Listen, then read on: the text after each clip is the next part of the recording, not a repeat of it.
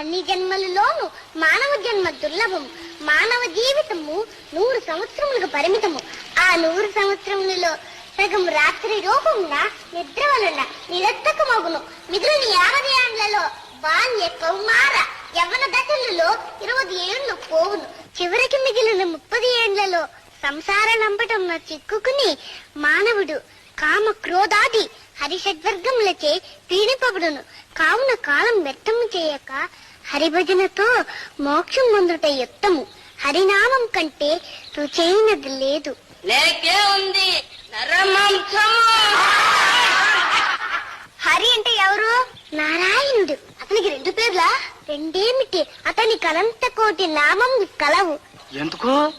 ఒకటైతే వాళ్ళమ్మ మర్చిపోతుందేమోనని. అతని అమ్మ పేరేమిటి? అతనికి అమ్మ లేదు.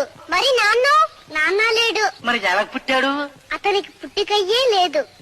వాడెవడో విచిత్రమైన వాడే, చూడవలసిందే. అతని దేవురు ఎక్కడుంటాడు? అతడు సర్వాంతర్యామి. అతడు లేని చోటు లేదు. మరి అతను చూసేదెట్లా? భక్తితో ధ్యానించుటే. అదెట్లా? నేను చెప్పినట్లు అనండి.